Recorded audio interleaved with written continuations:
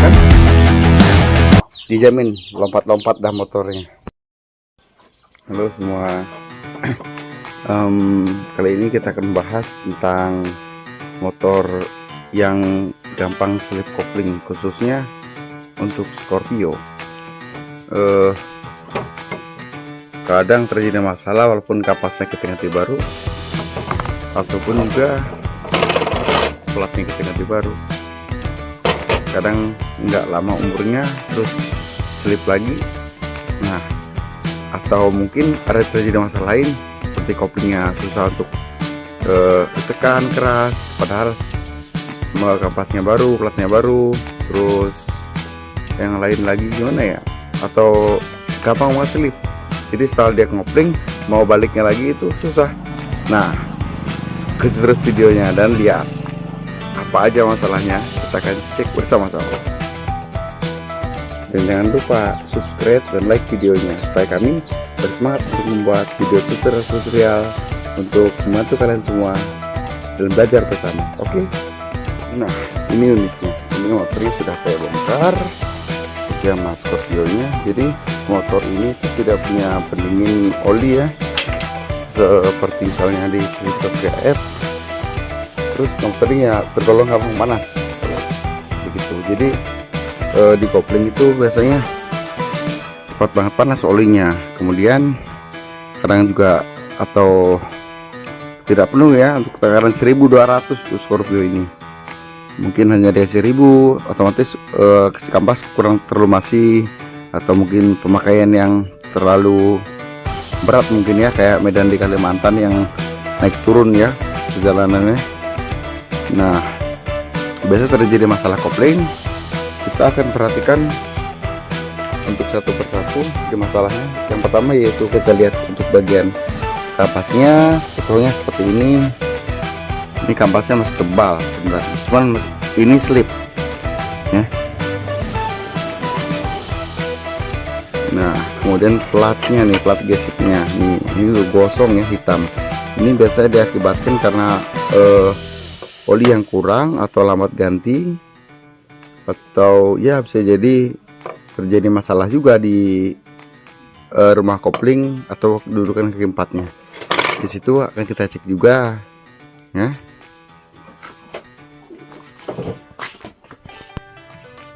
Ya, nah ini kita cek untuk di bagian sininya nih. Nah, sama sebelah sininya. Ini ya. Jadi semuanya sama ini bisa.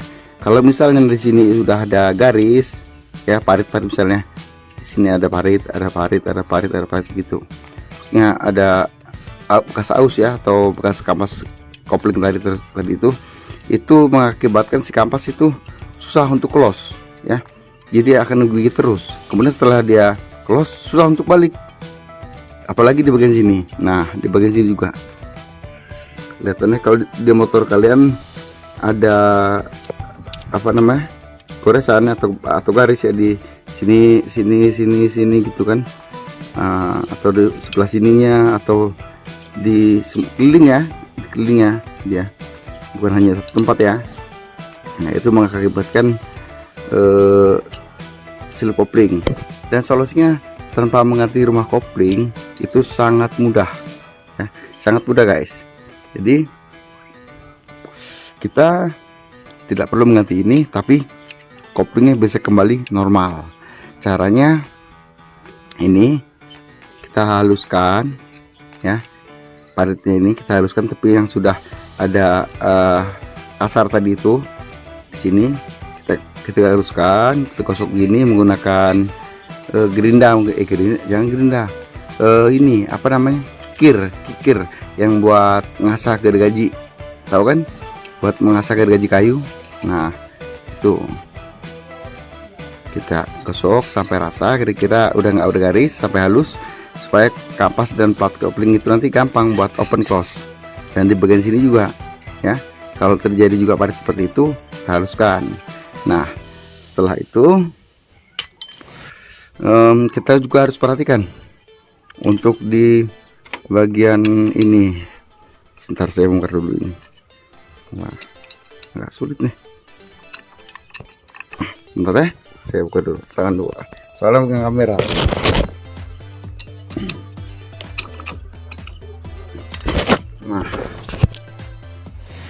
Nah ini dia, ini mungkin kelihatannya jelas ya. Nah, ini sudah dalam atau tidak rata dengan yang di bawah, di bertingkat di sini karena sudah haus. Di situ juga nanti kita akan akali dengan menganjalnya atau menambahkan plat tadi itu. Sebentar ya, saya ambilkan plat. Nah ini maksudnya plat geseknya ya, plat, tapi jangan yang baru, kita gunakan plat yang lama dan kita modifikasi menjadi seperti ini. Nah ini sudah kita tipisin ya supaya dia tidak mengganjal di bagian itu tadi yang enggak rata tadi itu. Jadi di bagian pinggir ini kita tipisin supaya di sini itu masuknya lebih fresh nantinya, jadi tidak terlalu banyak penambahannya ya. Kemudian ini juga akan mempengaruhi si per couplingnya akan semakin lebih menekan, otomatis akan lebih kuat menggigit ya. Dan jika nanti masih terasa kurang mantap atau kurang jengat ya, nah ini ada tambahan sedikit, cuman kalau ini saya tidak sarankan untuk harian ya, karena ini termasuknya kampas koplingnya akan lebih boros, walaupun si motor nanti tenaganya akan lebih powerful ya. Nah itu di garis-garis seperti ini di bagian plat geseknya, tanpa harus diganti ya plat gesek yang sudah gosong tadi. Atau kalau mungkin begini Anda takut untuk menggunakan karena cepat habis, bisa untuk dengan cara ini. Oke, nah ini caranya adalah misalnya ya. Nah tadi yang sudah kita amplas menggunakan gerinda supaya permukaannya kasar. Nah seperti ini mungkin ya. Nah, ini caranya sangat mudah. Ini kita jepitkan di ragum ya, jepitin di ragum, kemudian gerindanya kita ini kan sedikit saja. Nah kita geser ke bawah, jangan nyamping ya, kalau nyamping dah akan terpotong nanti. Jadi kita geser ke bawah gini. Nah seperti itu. Nah diayunkan begitu di setiap kelilingannya. Nah gitu supaya nanti terjadilah garis-garis seperti ini.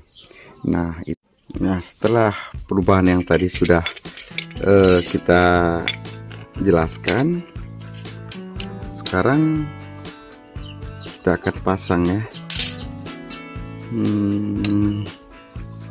Nah ini plat yang tadi sudah kita ubah, ini pasangannya seperti ini yang berparit di bagian dalam ya.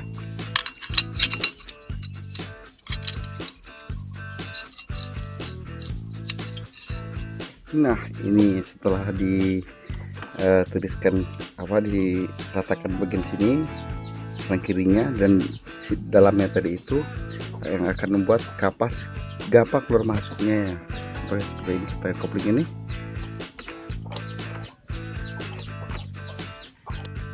Nah dari semua cara tadi itu, cara manakah yang udah pernah kau pakai sebelumnya atau belum pernah coba? Silahkan dicoba. Dan kalau mungkin Anda sudah pernah coba namun bermasalah, coba komen masalahnya bagaimana ya, agar nanti akan saya jelaskan dan bahas di video selanjutnya, atau bahkan saya langsung balas di komentarnya. Oke, silahkan komentar dan jangan lupa subscribe.